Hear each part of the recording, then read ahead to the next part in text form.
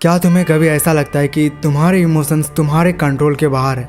जैसे दुनिया में जो भी हो रहा है वो तुम्हारे कंट्रोल में नहीं है। ये चीज़ भी तुम डिसाइड नहीं कर पाते हो कि तुम कैसा फील करोगे। अगर तुम्हें सच में स्ट्रांग बनना है तो एक चीज़ समझ लो, तुम अपने दिमाग को कंट्रोल कर सकते हो, ना कि इस दुनिया को। जब तुम ये समझ जाओगे तो लाइफ के चाओस को हैंडल करना ईजी हो जाएगा। जरा सोचो, नारुतो को ही ले लो। जब उसको विलेज रिजेक्ट करता था, सब उसे मॉन्स्टर कहते थे, तब उसके पास दो चॉइसेस थी। या तो वो उन सबको हेट करे और डार्कनेस में चले जाए, या फिर अपने आप को प्रूव करे। तो उसने क्या किया? उसने सेकंड ऑप्शन को चूज किया। उसने अपनी इमोशंस को कंट्रोल किया और उन्हीं इमोशंस को अपना स्ट्रेंथ बनाया। अब सवाल ये उठता है कि क्या इमोशंस पे कंट्रोल पॉसिबल है? हाँ, और ये ब्रूटल हो सकता है। आप भी अपनी इमोशंस को कैसे स्ट्रेंथ पे कन्वर्ट कर सकते हो। नंबर 1, कंट्रोल करो जो तुम्हारे हाथ में, बाकी भूल जाओ। सोचो कि आपने कोई प्लान बनाया और कोई अनएक्सपेक्टेड चीज़ ने उसे बिगाड़ दिया। लाइक आपने कोई आउटडोर इवेंट प्लानिंग किया है और अचानक से बारिश होने लगती है। क्या तुम बारिश को रोक सकते हो? बिल्कुल भी नहीं। पर क्या तुम अपने रिएक्शंस को बदल सकते हो? 100% आप अपने रिएक्शंस को बदल सकते हो। तुम चिल्ला सकते हो, मूड खराब कर सकते हो, या फिर चिल मार के अपने प्लान को चेंज कर सकते हो। अब यहाँ पे वन पीस के लूफी को देख सकते हो। उसका सपना है पायरेट किंग बनना, पर क्या उसने कभी इस बात पर टेंशन लिया कि दुनिया क्या कर रही है? नहीं, वो बस अपना बेस्ट देता रहा और जो उसके कंट्रोल में है उस पर फोकस करता रहा। जब भी कोई प्रॉब्लम आए तो खुद से एक सिंपल सवाल पूछो, क्या मैं इसे कंट्रोल कर सकता हूँ? अगर जवाब नहीं है तो बस एक्सेप्ट करो और आगे बढ़ो। लाइफ तभी इजी लगेगी जब तुम उन चीज़ों के पीछे अपना टाइम वेस्ट करना बंद करो जो तुम्हारे हाथ में नहीं है। नंबर 2, रिएक्ट करने से पहले पॉज लो। आजकल सब कुछ फास्ट है। मैसेज का तुरंत रिप्लाई चाहिए, कमेंट्स का जवाब चाहिए, हर बात पे रिएक्शन चाहिए। पर सच बताऊं तो तेजी से रिएक्ट करना अक्सर रिग्रेट लाता है। लाइक मान लो किसी ने तुम्हें ऐसा मैसेज भेजा जो तुम्हें गुस्सा दिला दे। तुम्हारा पहला इंस्टिंक्ट होगा कि तुरंत जवाब दो, लेकिन अगर एक सेकंड के लिए तुम पॉज लो, थोड़ा रुक जाओ, तो शायद उसके बाद आपको समझ आए कि इस पे रिएक्ट करना वर्थ नहीं था। आप अटैक ऑन टाइटन के लेवी को देख सकते हो। जब भी वो फाइट करता है उसका हर मूव कैलकुलेटेड होता है। वो कभी इम्पल्सिवली रिएक्ट नहीं करता है। उसका एक एक अटैक स्ट्रेटजी के साथ होता है। तुम्हें भी वैसे ही अपने इमोशंस को हैंडल करना है। इम्पल्सिवली रिएक्ट मत करो, थोड़ा पॉज लो, डिसाइड करो कि रिस्पॉन्स देना भी चाहिए या फिर नहीं।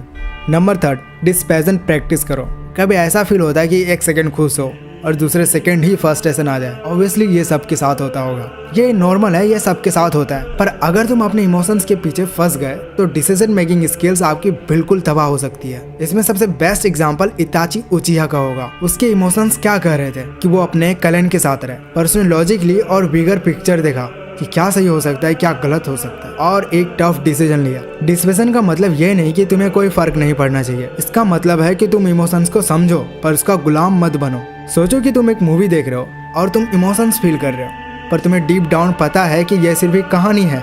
वैसे ही रियल लाइफ में सिचुएशंस को ऑब्जेक्टिवली देखा करो। जब तुम इमोशंस के पीछे नहीं फंसोगे तभी तुम एक स्मार्ट डिसीजन ले पाओगे। नंबर 4, क्या ये 2 साल बाद भी मैटर करेगा? जब भी कोई प्रॉब्लम आए तो एक सिंपल सवाल पूछो, क्या ये 2 साल बाद भी इम्पोर्टेंट रहेगा? ज़्यादातर जवाब होगा बिल्कुल नहीं। कोई तुम पे जोक मारे, कोई तुम्हारी इंसल्ट करे, या एक दिन खराब चले जाए, इनमें से कुछ भी लॉन्ग टर्म मैटर नहीं करेगा। Think about Gohan from Dragon Ball जी।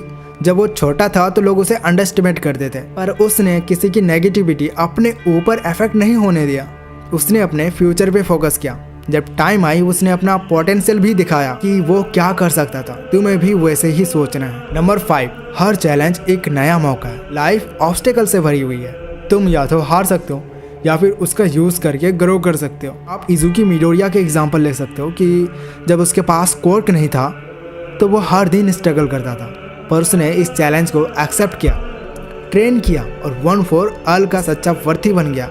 मान लो अगर आपका जॉब चली गई तो शायद यही चांस है जो तुम्हें एक बेटर कैरियर ढूंढने का मौका दे रहा है। अगर किसी ने तुम्हें रिजेक्ट किया, शायद अब तुम्हें अपने आप पे काम करना चाहिए। हर प्रॉब्लम का एक लेसन होती है, बस तुम्हें उसे देखना आना चाहिए। नंबर 6, ग्रेटिट्यूड पे फोकस करो। ज़्यादातर लोग सिर्फ उन चीज़ों पे फोकस करते हैं जो उनके पास नहीं है, पर जो लोग ग्रेटफुल होते हैं वो अपने लाइफ को पॉजिटिवली देख पाते हैं। जब तुम ग्रेटिट्यूड प्रैक्टिस करते हो तो तुम्हें समझ आता है कि लाइफ सिर्फ नई चीज़ों को चॉइस करने के लिए नहीं बनी है। जो तुम्हारे पास ऑलरेडी है उसका भी वैल्यू है। नंबर 7, इमोशनल रिस्पॉन्स कैसे हैंडल करें।